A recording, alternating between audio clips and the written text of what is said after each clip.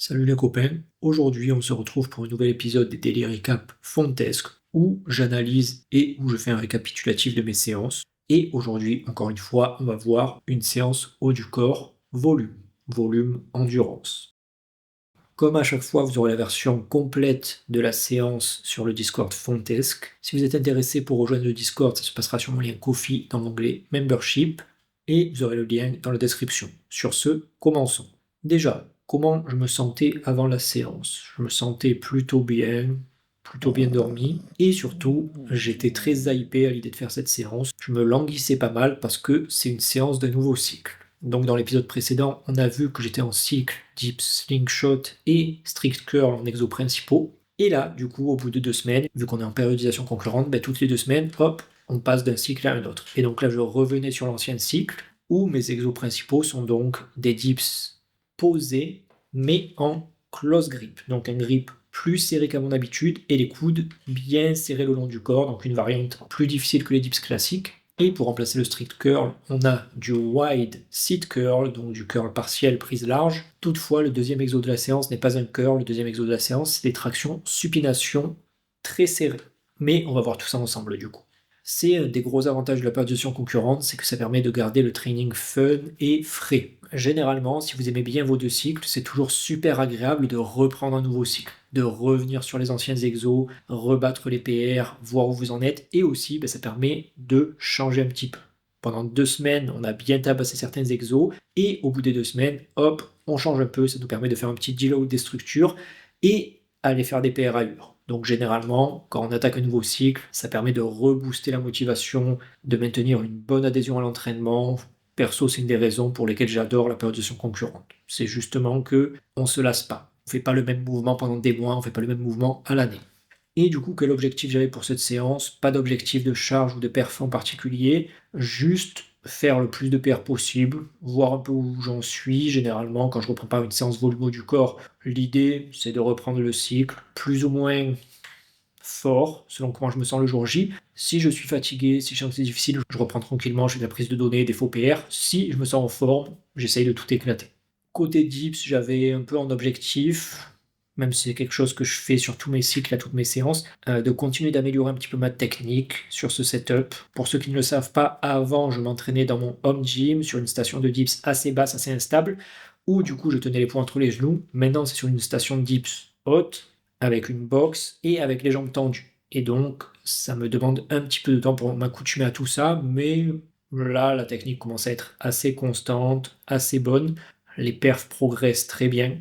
Mais voilà, je dirais que le point principal en objectif, c'était surtout continuer de bien me concentrer sur mes dips pour améliorer ma technique. Et donc, justement, premier exercice, c'est les dips. Et sur mes dips serrés, je commence mes séries d'échauffement, poids du corps, 20 kg.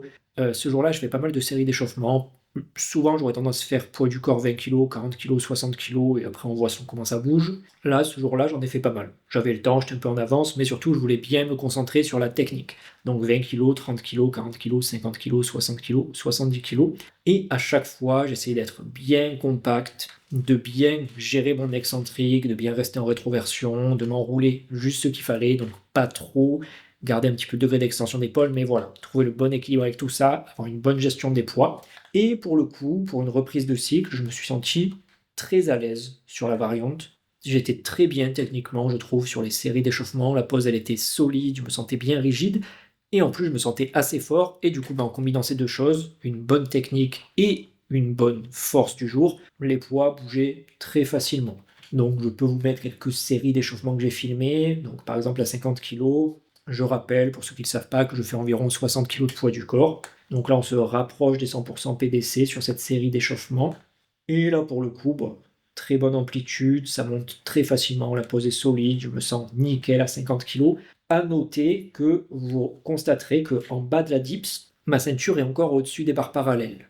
Pourquoi? Alors que pourtant, on voit bien que côté amplitude, il n'y a pas de souci, je suis même assez bas comparé à beaucoup de gens quand ils font leur dips. C'est parce que c'est des dips très serrés, close grip. Et quand on est close grip, on est beaucoup plus haut par rapport aux barres parallèles, donc notre corps est plus haut, vu que ça nous fait des plus longs bras d'une certaine manière, et donc c'est tout à fait normal sur des dips très serrés de parfois avoir l'impression que c'est no rep, mais en vérité, peu importe. Là, l'idée c'est de travailler les angles articulaires de la dips côté extension d'épaule, côté flexion de colonne et compagnie, on n'est pas en compète. Clairement, en compète, on ne va pas faire des dips aussi serrés, justement parce que c'est plus dur d'être rep, même si ça dépend des critères. Des fois, c'est une partie de la ceinture, des fois, c'est les hanches, mais peu importe. C'est une variante de dips où généralement, on est très haut comparé aux dips classiques, mais c'est normal. Sur d'autres cycles, vous verrez que quand je fais des dips à largeur normale, pour la même amplitude, j'aurai les hanches nettement plus sous les barres parallèles. Ensuite, je monte à 100% PDC, 60 kg, mon poids. Là, pareil, je me sens bien à l'aise, je fais attention à ma position. Donc là, j'ai un gros focus sur ma technique pendant ces séries d'échauffement. Sur les séries d'échauffement, l'idée, c'est de ne pas se fatiguer, c'est de mettre relativement léger, garder une intensité assez basse pour réveiller le système nerveux, réveiller les tissus. Mais ça permet aussi souvent de faire du bon travail technique. Pendant la série, quand on se pousse, quand on cherche à perfer, à aller vite, à aller à l'échec, c'est pas là qu'on peut bien optimiser tout ça, qu'on peut bien développer notre aisance technique. Par contre, les séries d'échauffement, c'est une excellente opportunité, justement avant vos séries de travail, de vous concentrer un petit peu plus sur tout ça. Et donc là, pareil, l'amplitude, elle est bonne, la pose, elle est solide, et ça remonte très facilement, sans effort, très bonne vélocité. Donc là, idem, je me dis que ça va sans doute être une bonne séance.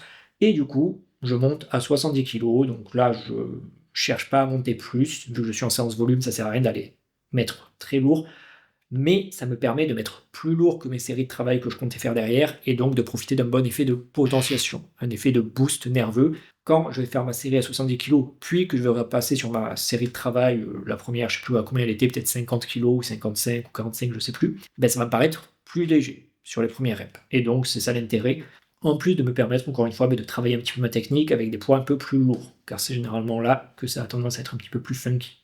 Et donc là, pareil, je mets mes 70 kg, je me mets en place, et là, idem, ça monte très facilement pour une 70 kg et comparé à ma vélocité habituelle. L'amplitude est un petit peu plus light, mais ça reste dans mes standards de répétition.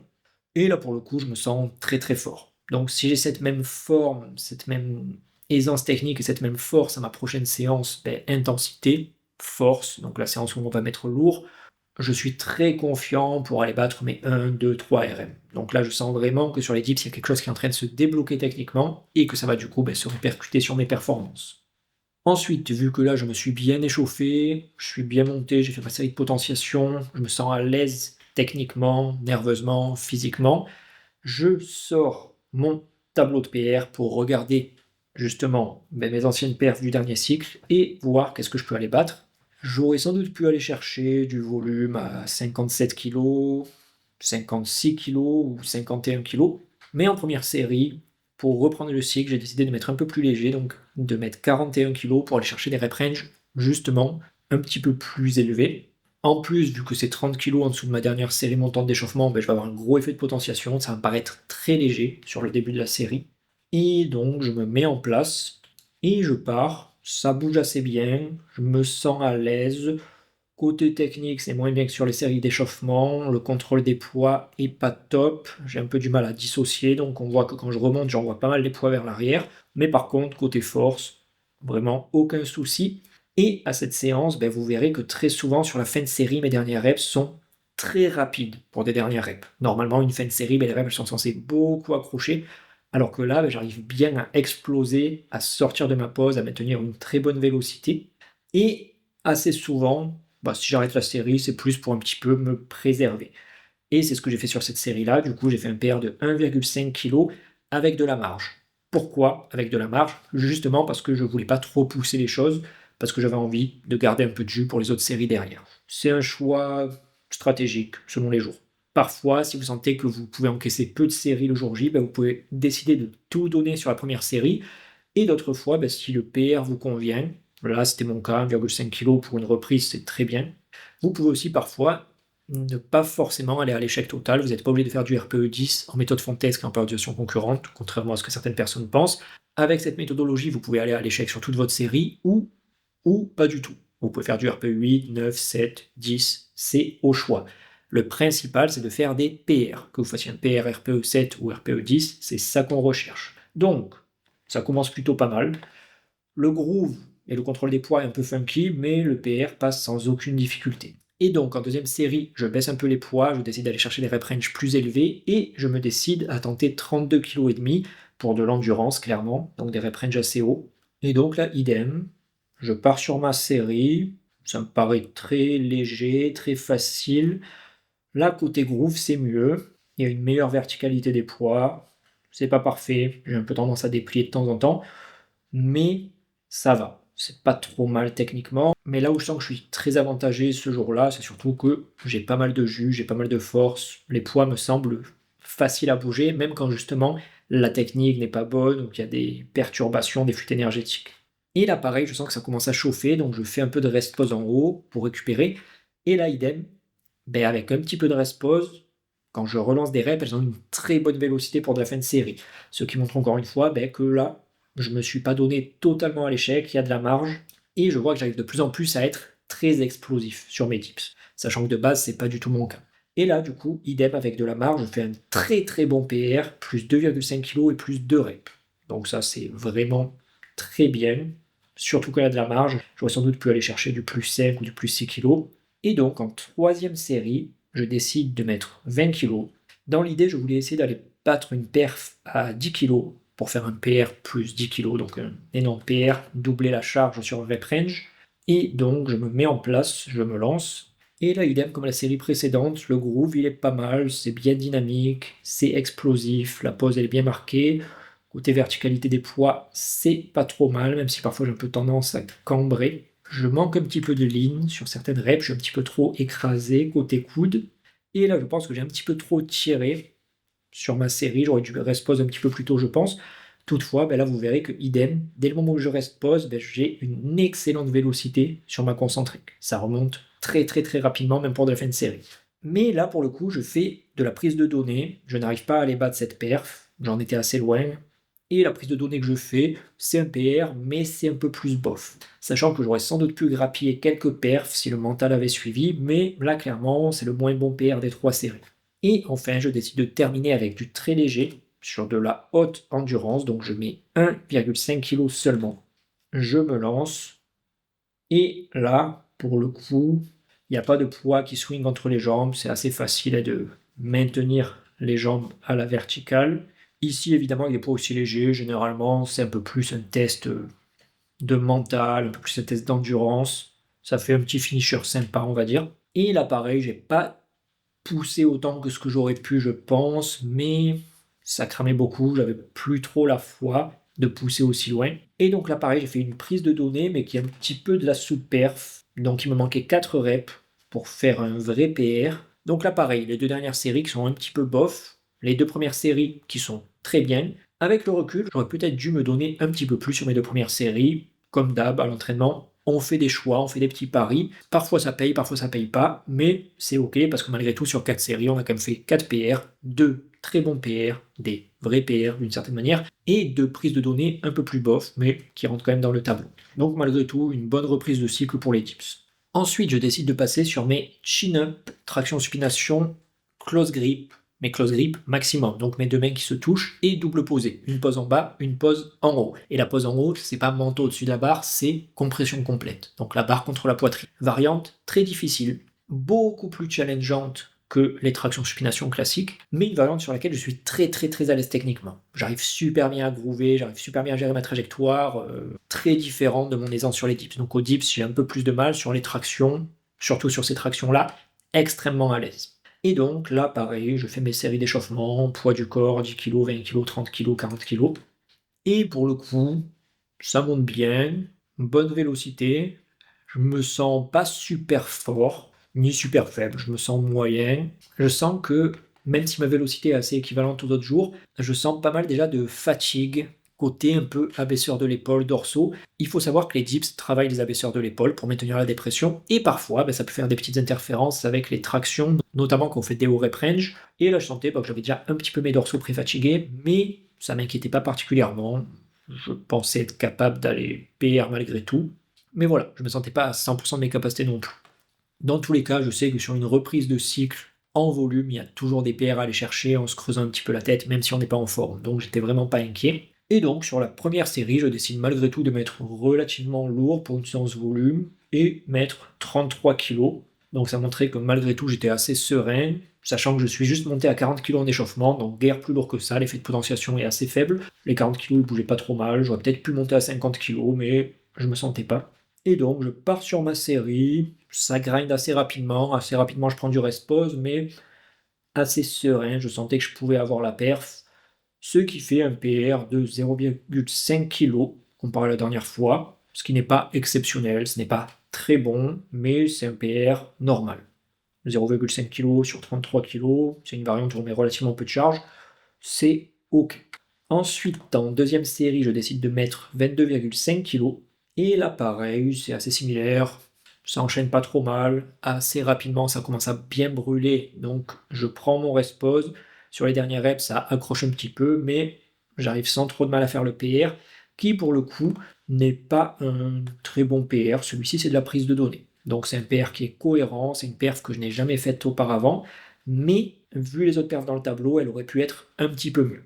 Dans l'idéal, j'aurais dû faire une rep de plus pour que ce soit quelque chose d'un peu plus cohérent. Donc la différence n'est pas énorme avec ce que j'ai fait, surtout que j'aurais sans doute pu arracher la dernière rep en grindant, ce qui m'aurait pas mal fatigué. Mais voilà, correct, rien d'exceptionnel pour l'instant pour une reprise. Et pour la dernière série, j'ai décidé de mettre 6 kilos et aller chercher un peu d'endurance. Et là, pour le coup, c'est sans doute la série qui a été la plus simple des trois. J'ai pu très très bien enchaîner, ce qui est très rare aux tractions. Très souvent, les tractions, la série la plus simple, c'est la première. Et au plus vous faites de séries, au plus la fatigue s'accumule et au plus c'est dur de perfer. Les tractions, c'est soit un exo où les dernières séries sont très compliquées, les hauts rep range sont très compliqués. C'est difficile de récupérer entre les séries. Mais là, aujourd'hui, la dynamique était un peu inversée. Et du coup, j'ai réussi à faire un bon PR de 1 kg. Donc clairement, la meilleure série des trois. Surtout que pareil, à la fin, il y avait peut-être une rep de plus en m'arrachant. Donc là, une reprise banale, ni très bon, ni très mauvais. C'était un petit peu difficile physiquement et mentalement les tractions aujourd'hui. Je me sentais pas super fort, mais voilà, une reprise de cycle ok tier, on va dire. Ensuite, on passe sur le troisième exo, donc du wide sit curl en dead, donc en relâchant la tension sur les jambes entre chaque répétition. Donc une variante de curl partiel qui met plutôt l'accent sur la moitié haute du mouvement. Donc là, idem, je fais mes séries d'échauffement, 8 kg, 18 kg, 28 kg, 38 kg, 48 kg. Là, les 48 kg, ils bougent extrêmement bien. Donc ça me met énormément en confiance, je me dis bon, j'ai l'air d'être très fort, donc je vais continuer de monter pour un bon effet de potentiation. Je mets 53 kg, je me dis que je vais les faire voler, sachant que les 53 kg, j'ai plusieurs reps en force, je me place bien, et là, bah ça monte pas, mais vraiment pas. Pas de grind, juste j'arrive à peine à la décoller et ça retombe. Donc je me dis, ah, c'est bizarre, les 48 je les fais voler comme je les ai jamais fait voler, les 53 ils bougent pas alors que je suis capable d'en faire plusieurs reps. J'ai dû me foirer quelque part, j'ai dû faire une mauvaise tension, j'ai dû avoir un mauvais placement. Bon, j'attends quelques minutes et je retente. Et là pareil, bah, ça veut pas, ça passe pas. Donc je me dis, bon, étonnant, peut-être que je suis pas si fort que ce que je pensais aujourd'hui. Donc je remets 48 kg et je refais une rep, et là pareil, je la fais voler encore plus facilement que la précédente. Donc je me dis, bon, ben, je dois juste être faible sur les barres rep range, mais très à l'aise à ce point-là. Peu importe, je me sens prêt. Et donc, en première série, ben, je tente quelque chose d'assez audacieux, justement. Je tente de mettre 48 kg. Et 48 kg dans le tableau, ça paraissait pas facile du tout. Mais vu comme ça bougeait en série montante, j'étais très confiant. Donc je pars sur ma série. Dès le début de la série, je me suis dit, bon, c'est bon. Ce PR, je vais l'atomiser. J'enchaîne les reps. Sur la fin, je prends un petit peu de rest pause. Donc sur les variantes en dead comme ça, il ne faut pas hésiter à prendre un peu de rest pause. Ça sert à rien d'enchaîner directement. C'est pas un exo où l'idée c'est d'utiliser l'énergie élastique. C'est pour ça qu'on fait du dead. C'est pour ça qu'on relâche la tension. Et du coup, j'arrive sans difficulté à faire un PR plus 3 kg. Ce qui est un très très bon PR sur ce rep range. Un très très bon PR sur cette variante. Parce que 3 kg sur 48 kg, ben, c'est un pourcentage assez important de la charge. Donc très content, là je sais que en sit curl ce jour-là je vais me balader. Et donc là je n'ai pas besoin de réfléchir, je sais que plus ou moins toutes les charges en dessous de ça que je vais mettre, ça va sans doute passer. Donc en deuxième série je décide de tenter 42 kg 25. Et là, idem, assez facilement, ça enchaîne très rapidement au début. Au bout de 2-3 reps, je sais que ça va être très simple de faire ce PR.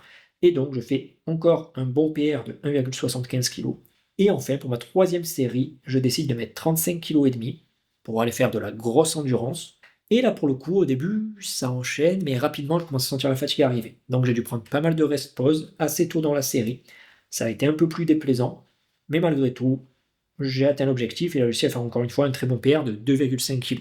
Donc pour l'instant, c'est l'exo où j'ai le mieux perfé de ma séance, c'est la meilleure reprise de cycle, clairement. Très très à l'aise, très facile.